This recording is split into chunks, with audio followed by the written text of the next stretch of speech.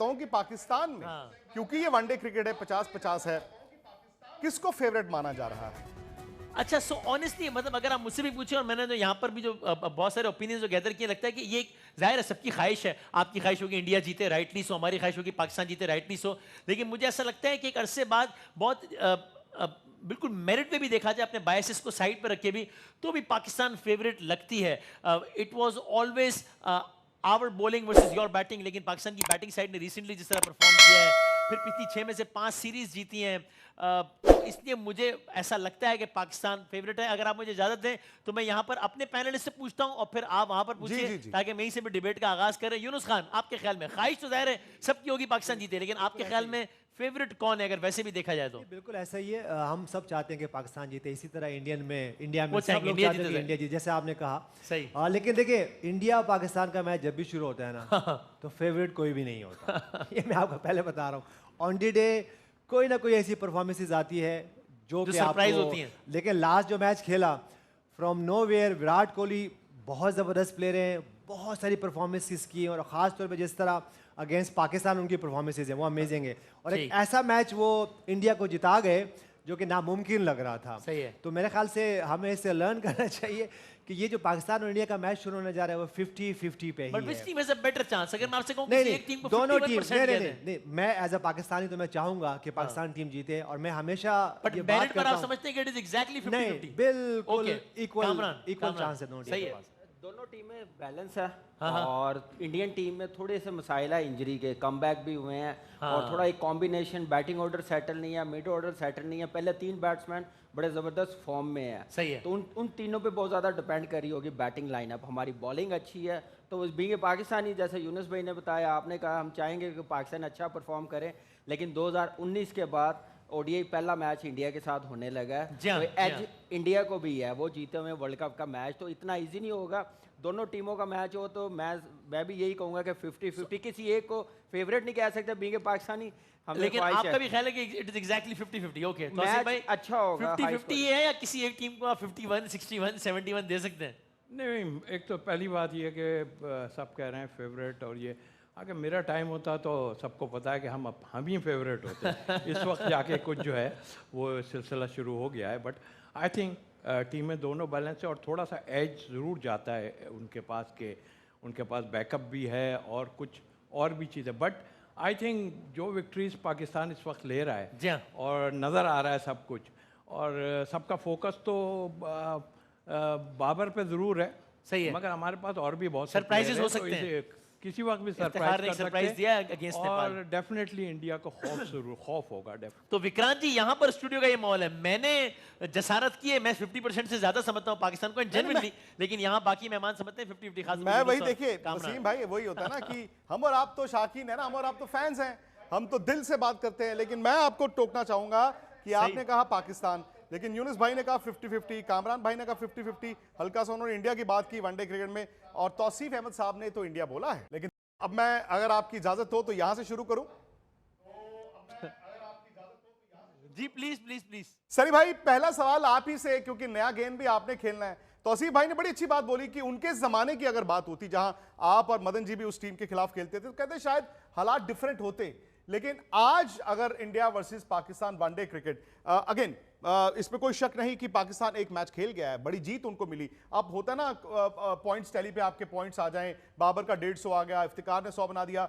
लेकिन सनी भाई, क्या वाकई में इंडिया की इतनी इंजरी के मिसाइल हैं, इंजरी की इतनी प्रॉब्लम्स हैं कि हमारा वाकई टीम अनसेटल्ड है, या आपको लगता है कि नहीं भाई 20-20 से जैसे ही आप 50 में आते हैं तो एडवांटेज इंडिया होता है? देखिए, सबसे पहले मैं जो पाकिस्तान के स्टूडियो में बैठे हैं उनको सलाम करना चाहूंगा।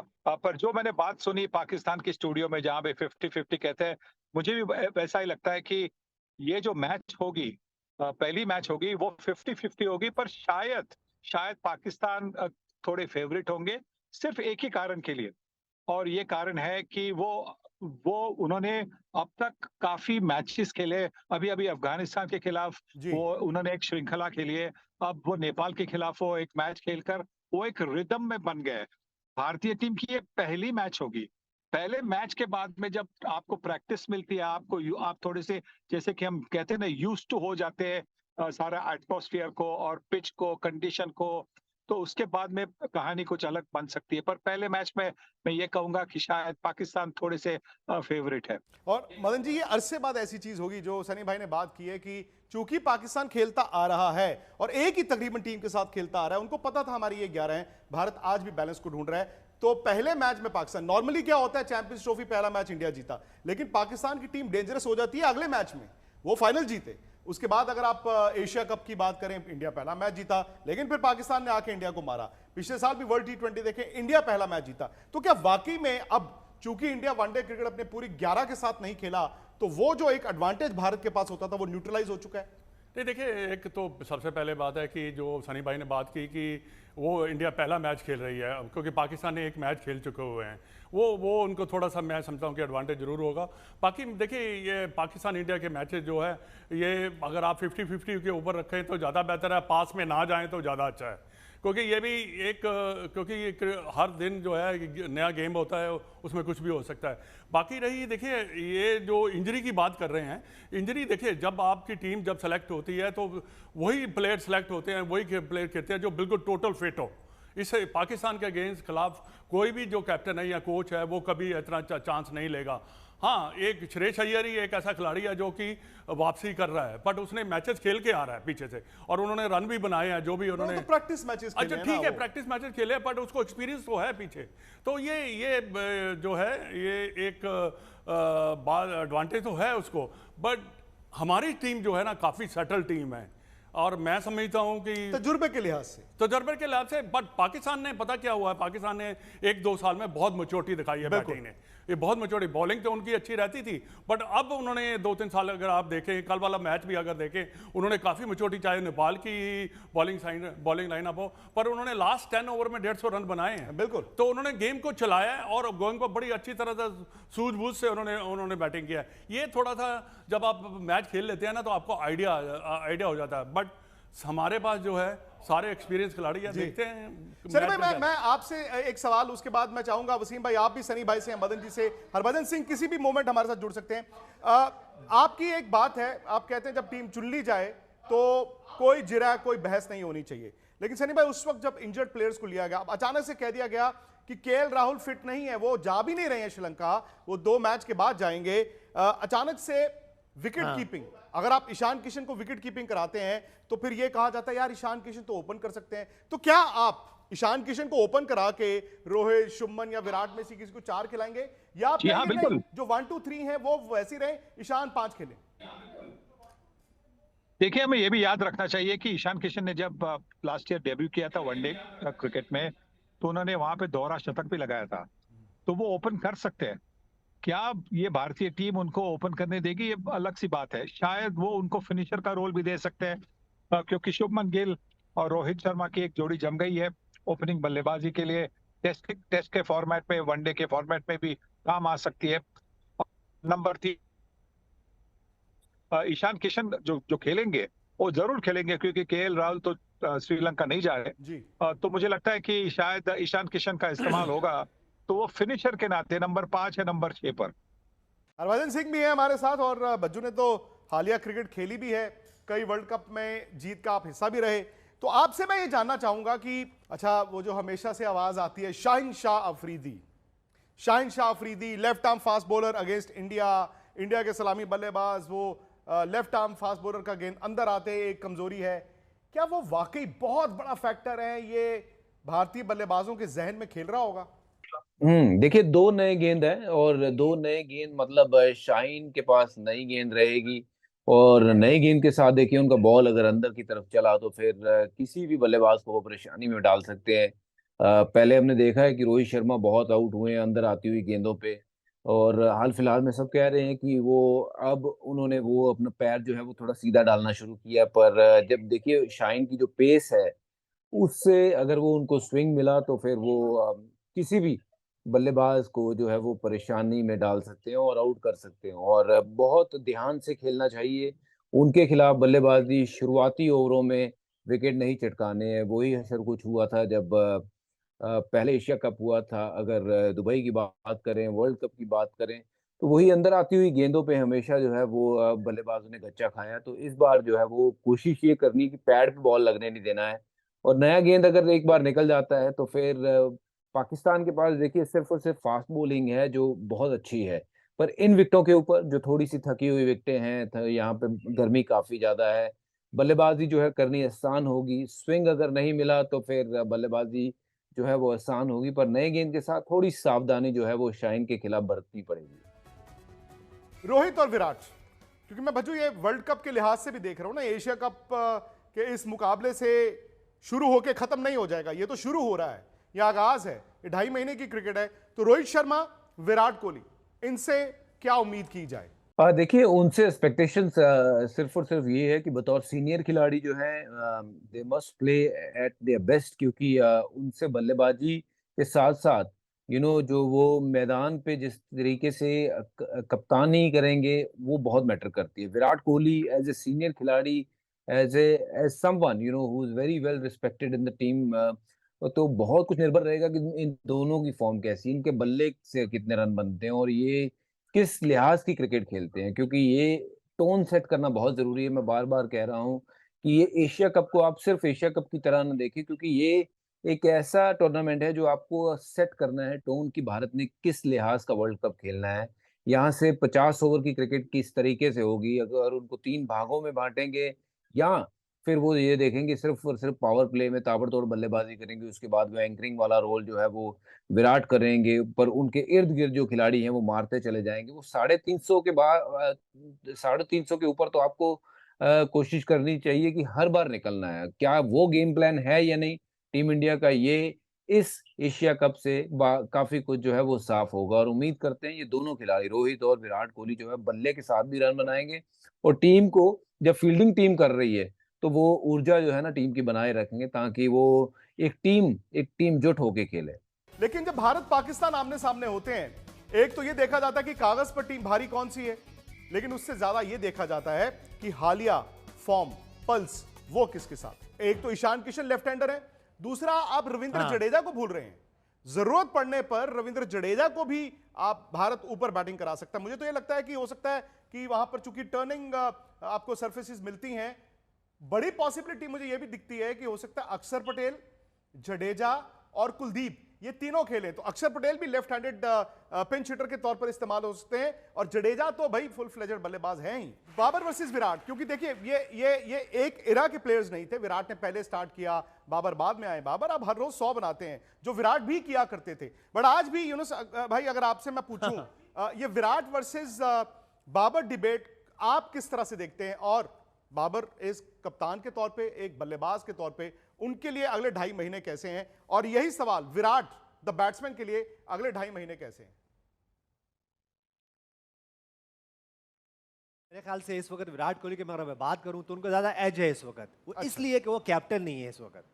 तो मेरे ख्याल से वो ज्यादा अच्छा परफॉर्म कर सकते हैं, क्योंकि आपको पता है सुनील भाई वहां बैठे हुए हैं, जब वो कैप्टन होते थे टीम के और फिर वो परफॉर्म नहीं करते थे या इवन परफॉर्म भी करते थे, तो बड़ा प्रेशर होता था कि सुनील भाई ने 100 किया against Pakistan as a captain, तो अगले मैच में 200 रन करने हैं। तो विराट कोहली को मैं ये समझता हूँ, उनकी स्किल की बात यहाँ मैं नहीं कर रहा हूँ, क्योंकि अगर स्किल की बात करें तो देखें दोनों टॉप 3 के बैट्समैन हो, आप चाहे वो टेस्ट क्रिकेट ले लें, चाहे वो वनडे ले लें, चाहे वो T20 ले लें, ये बहुत अरसे से हम एक डिबेट में हैं। मेरे ख्याल से विराट कोहली जो हैं वो इंडिया का फ़ख्र है, और इसी तरह अगर हम पाकिस्तान की बात करें तो बाबर आजम भी हमारा वैसा ही फ़ख्र है। मेरे ख्याल से इस डिबेट में अब हमें नहीं जाना चाहिए, इनकी कंपैरिजन को अब हम छोड़ दें, क्योंकि ये इस एरा के प्लेयर हैं और मेरे ख्याल से दोनों सुपर डुपर स्टार्स हैं दोनों कंट्री के।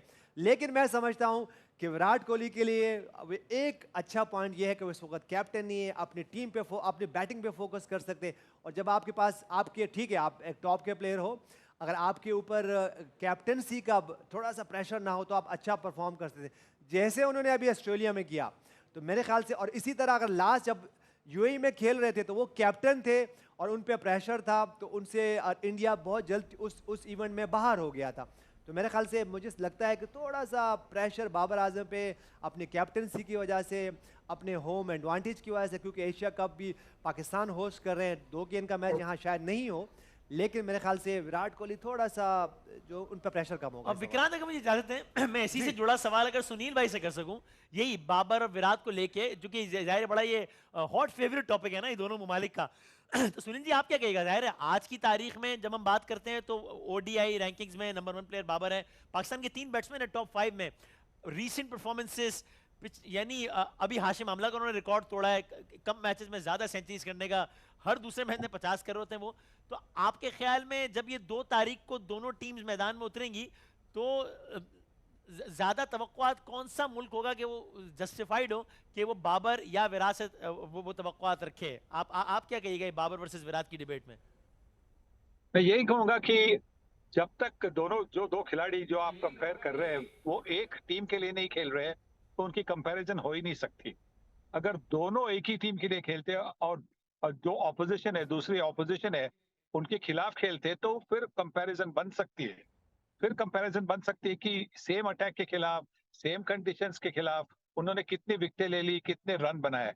पर जब वो अलग अलग टीम के लिए खेलते हैं तो कंपैरिजन होना बिल्कुल, मुझे तो नहीं लगता कि कंपैरिजन हो ही सकती है, क्योंकि हर टीम का जो प्रेशर होता है ना, जो प्रेशर होता है, एक टीम कॉम्पोजिशन का एक प्रेशर होता है, एक टीम की जो एक्सपेक्टेशंस है, जो फैंस की एक्सपेक्टेशंस है, उसका एक अलग सा प्रेशर होता है, वो बहुत जबरदस्त प्रेशर होता है।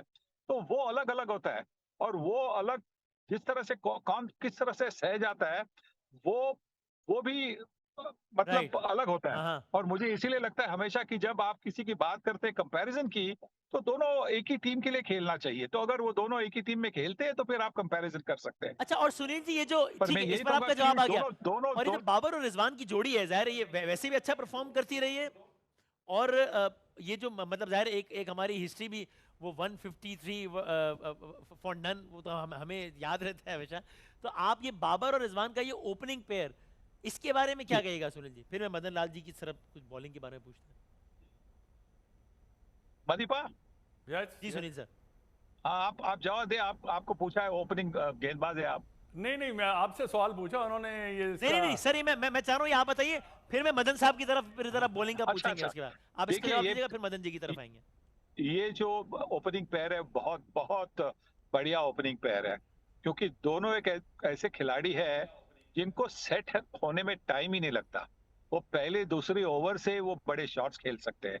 और सिर्फ अभी जो हुआ वहां पे वो रिजवान रन आउट हुए, अभी जो कल हुई मैच, नहीं तो उनके बीच में जो रनिंग बिटवीन की जो अंडरस्टैंडिंग भी है ना, वो एक बिल्कुल जरूरी बनता है किसी भी पार्टनरशिप में, पर खास करके ओपनिंग पार्टनरशिप में।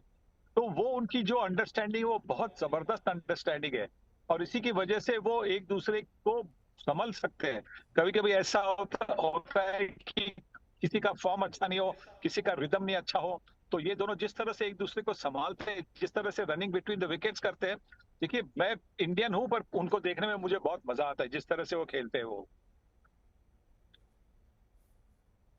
आप मदन जी से कुछ पूछना चाहते हैं? अब मैं जरा मदन लाल जी जरा बिल्कुल जो बॉलिंग अटैक है, देखिए बॉलिंग अटैक जो बस है, मैं मदन लाल जी से चाह रहा था कि जरा बॉलिंग अटैक, खासतौर पे शाहीन शाह अफरीदी के बारे में कहिएगा, आप क्या कहिएगा? नहीं बहुत अच्छे बॉलर हैं। उन्होंने जो आपकी जो बॉलिंग है, तीनों बॉलर जो बॉल कर रहे हैं, नसीम शाह और शहनशाह अफरीदी जो बॉलिंग और शोहेब, ये तीनों का जो कॉम्बिनेशन है काफ़ी अच्छा है। पर आपको जो एडवांटेज मेरे को लगता है कि थोड़ा सा आपके स्पिनर का आपको थोड़ा सा ज़्यादा एडवांटेज है, क्योंकि आपके स्पिनर मेरे को लगता है नवाज और शाहबाद जो है थोड़े से बेटर मेरे को लगते हैं, क्योंकि एक जो हमारा जडेजा है ये इज़ वेरी एक्यूरेट, पर अगर उसको टर्निंग ट्रैक मिले तो वो थोड़ा सा आपको काफ़ी मुश्किलों में डाल सकता है। बाकी कुलदीप का मैं थोड़ा सा मेरे को ना ये पाकिस्तान के खिलाफ वो कैसी बॉलिंग करता है ये देखना पड़ेगा, क्योंकि Kuldeep Yadav is also a match winner. तो ये अगर देखा जाए तो मेरे का पेसर में कोई ज़्यादा अंतर नहीं है, बट स्पिनर जो है आपके मेरे को लगता है थोड़े से बेटर है।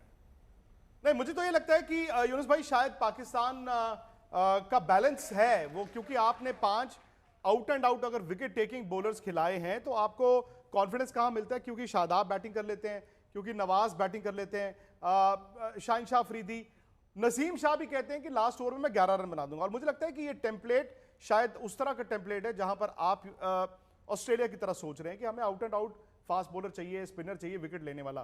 क्या आपको लगता है कि यहां पर इंडिया थोड़ा सा पीछे रहता है बिकॉज वो जो नीचे टेल पूंछ हमारी बहुत लंबी है, वहां उसको कॉम्पनसेट करने के लिए हम करते हैं कि यार एक काम करते हैं 8 नंबर पे ना या तो शार्दुल को खिला देंगे या अक्सर को खिला देंगे, अक्सर पटेल को। उससे क्या होगा कि मोहम्मद शमी, सिराज और बुमराह ये तीनों एक साथ नहीं खेल सकते। अगर आप पाकिस्तानी बल्लेबाज हैं, आप इसको किस तरह से देखते हैं? आप ठीक कह रहे हैं। देखिए बाज़ औक़ात क्या होता है कि मैं एक पॉइंट में हमेशा देखता हूं कि टीम इंडिया कहीं ना कहीं कॉम्प्रोमाइज़ ज़रूर करती है। पास्ट में भी यही होता था कि कोई एक आधा बॉलर कम होता था। अगर मैं बात करूं तो जैसे सचिन जी खेलते थे, उसके बाद युवराज वो किरदार अदा करते थे, बाज़ औक़ात कोई एक आधा और ऑलराउंडर होता। तो मेरे ख्याल से टीम इंडिया को एक तो अपने ऊपर समझना है कि अगर आपके पास जो मॉडर्न एरा की जो क्रिकेट है और ख़ास तौर पे जो हम पावर प्लेस की बात कर रहे हैं, तो कितनी बैटिंग चाहिए आपको। तो मेरे ख्याल से ये उनको डिसाइड करना है। जब टीम इंडिया डिसाइड कर लेगी तो जो एक प्रॉब्लम बाज़ औक़ात नज़र आता है कि बाज़ औक़ात वो 350 रन भी, जैसे हमने भी बाज़ औक़ात खेला उनके खिलाफ, तो रन चेज़ हो गए। तो आप बिल्कुल ठीक कह रहे हैं, कहीं ना कहीं कंप्रोमाइज़ करती है टीम इंडिया। तो अगर वो नहीं करे तो मेरे ख्याल से अगर उनके पास, जैसे हम अपनी पाकिस्तान टीम की बात करें तो हमारे पास स्पिनर्स, अगर हम अपनी मोहम्मद नवाज़ की बात करें, शादाब खान की बात करें, तो कहीं ना कहीं आपको अगर ऑलराउंडर चाहिए इस एरा इस खिते में, तो आपको फिर स्पिनर आपके पास वो उनका वो जो कि हम जो 50-50 की बात कर रहे हैं ना, तो यहाँ पे जो ऑलराउंडर हो तो फिर वो बॉलर का ऑलराउंडर हो तो उसके लिए फिर ज़्यादा आसानी होती है। तो मेरे ख्याल से ये थोड़ा सा एज है, क्योंकि अगर मैं इंडिया की बात करूँ तो अजय जडेजा ने हमेशा परफॉर्म किया टीम पाकिस्तान के खिलाफ, लेकिन वो अकेले बाजू का जब वो अकेले लेके बॉलिंग कर रहे थे तो उनके साथ भी एक पार्टनरशिप चाहिए होती है। तो यहाँ टीम पाकिस्तान को पार्टनरशिप बाजूकात मिल रही होती है, इसीलिए वो थोड़ा सा बाजूकात वो एज लग रहा होता है। सनी भाई यही सवाल मैं आपसे करना चाहूंगा कि दिक्कत कहां आती है कामरान इंडिया साहब में? और क्या ये माइंडसेट की भी दिक्कत है? क्योंकि आपको बैटिंग ऑर्डर लंबा करने के लिए कहीं ना कहीं विकेट टेकिंग बॉलर के साथ कॉम्प्रोमाइज करना पड़ता है।